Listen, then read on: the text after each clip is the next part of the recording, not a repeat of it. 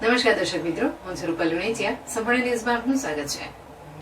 પાલનપુર નગરપાલિકા દ્વારા doctor house પાછળ લક્ષ્મીનગરને જોડતા રોડ પર વર્ષોથી કરવામાં આવેલા દબાણોને હટાવવાની કામગીરી કરવામાં આવી હતી.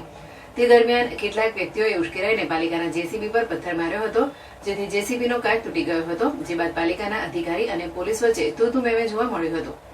બનાસકાંઠા જિલ્લાના મુખ્ય મથક પાલનપુરમાં નગરપાલિકાએ ઝુંબેશ હાથ ધરી છે, જેમાં ડોક્ટર હાઉસ પાછળના વિભાગમાં લક્ષ્મીપુરાને જોડતા માર્ગ ઉપર વર્ષોથી દબાણધારકો દબાણ કરી બેઠા હતા. નગરપાલિકાએ આજે નાના મોટા 30 થી વધુ ઝૂંપડાઓ તોડી પાડ્યા હતા.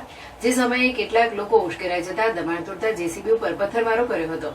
પથ્થરમારા દરમિયાન જેસીબીના કાચ તૂટ્યા હતા. જે બાદ પોલીસે મામલો થાળો પાડ્યો હતો, પરંતુ પોલીસ અને નગરપાલિકાના અધિકારીઓ વચ્ચે તું મેમે થયું હતું. નગરપાલિકાના ચીફ ઓફિસર નવનીત પટેલે ઘટના સ્થળ પર દોડી આવી સમગ્ર મામલો થાળે પાડી આગળની કાર્યવાહી હાથ ધરી હતી.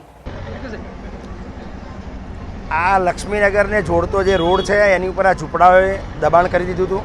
પહેલાં બ્રિજ હટાવ્યો ત્યારે પણ આ બનાવ્યો ત્યારે પણ ઝૂંપડા હટાવેલા હતા. 2-3 ઝૂંપડા હતા, પણ પછી બીજા 30-40 ઝૂંપડા થઈ ગયા હતા અને આખો રોડ દબાઈ દીધો હતો. ફક્ત એક રિક્ષા પણ ના નીકળી શકે એવો રોડ કરી કાઢ્યો હતો. અને આ જે લોકોની માંગ હતી ઓવરબ્રિજ બનાવવાની, અત્યારે ખૂબ જ ટ્રાફિકની સમસ્યા છે, એ લોકોને આવવા જવામાં તકલીફ પડે છે. એના ભાગરૂપે અમે આ રોડ મંજૂર કરેલો હતો અને આ રોડનો વર્ક ઓર્ડર આપી દીધેલો છે અને સત્વરે એનું કામ શરૂ કરવાનું હતું. માટે આ ઝૂંપડાવાળાઓને જે યોગ્ય નોટિસને જે કંઈ કાર્યવાહી કરવાની હતી એ કાર્યવાહી કરી અને એમને ખસેડવાનું કામ ચાલુ કર્યું છે. અને આજ રાત સુધીમાં બધું ફિનિશ કરી અને રોડનું કામ શરૂ કરી દેવામાં આવશે.